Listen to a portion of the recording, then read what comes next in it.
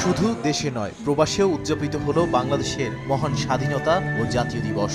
বিশ্বের বিভিন্ন দেশে বাংলাদেশ মিশন ও প্রবাসী কমিউনিটির আয়োজনে উঠে এসেছে মুক্তিযুদ্ধের চেতনা, পতাকা উত্তোলন, শহীদদের প্রতি শ্রদ্ধা আর উন্নত বাংলাদেশের অঙ্গীকার। মালয়েশিয়ার কুয়ালালামপুরে বাংলাদেশ হাইকমিশনে গভীর শ্রদ্ধা ও ভাবগম্ভীর পরিবেশে উদযাপন করা হয় বাংলাদেশের স্বাধীনতা ও জাতীয় দিবস। হাইকমিশনার মঞ্জুরুল করিম খান চৌধুরী জাতীয় পতাকা উত্তোলনের মাধ্যমে কর্মসূচি শুরু করেন। মুক্তিযুদ্ধে শহীদদের স্মরণে 1 মিনিট নীরবতা পালন করা হয় এবং রাষ্ট্রপতি, প্রধানমন্ত্রী ও পররাষ্ট্রমন্ত্রীর বাণী পাঠ করা হয়।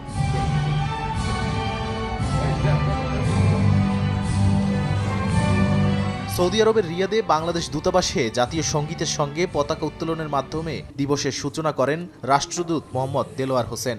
অস্থায়ী স্মৃতিসৌধে ফুল দিয়ে শ্রদ্ধা জানান দূতাবাসের কর্মকর্তা কর্মচারীরা। পাশাপাশি কমিউনিটির বিভিন্ন সংগঠনও শ্রদ্ধা নিবেদন করে। অন্যদিকে জেদ্দা কনসুলেটেও জাতীয় সঙ্গীতের মাধ্যমে পতাকা উত্তোলন করেন কনসাল জেনারেল মোহাম্মদ সাখাওয়াত হোসেন। সেখানে কর্মকর্তা, কর্মচারী ও প্রবাসী সংগঠনের প্রতিনিধিরা শহীদদের স্মরণে ফুল দিয়ে শ্রদ্ধা জানান। উপসাগরীয় অঞ্চলের নিরাপত্তা পরিস্থিতির কারণে কুয়েতে সীমিত পরিসরে পালন করা হয় স্বাধীনতা দিবস। রাষ্ট্রদূত মেজর জেনারেল সৈয়দ তারেক হোসেন পতাকা উত্তোলন করেন এবং বাণীপাঠ ও প্রামাণ্যচিত্র প্রদর্শনের আয়োজন করা হয়। সংযুক্ত আরব আমিরাতেও যথাযোগ্য মর্যাদায় উদযাপন করা হয়েছে মহান স্বাধীনতা দিবস।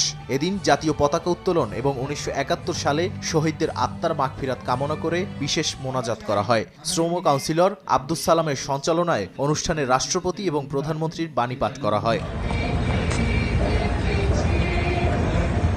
মালদ্বীপেও সূর্যোদয়ের সঙ্গে সঙ্গে পতাকা উত্তোলনের মাধ্যমে স্বাধীনতা দিবসের সূচনা হয়। পরে মিলনায়তনে বাণীপাঠ ও মুক্তিযুদ্ধভিত্তিক প্রামাণ্যচিত্র প্রদর্শন করা হয়।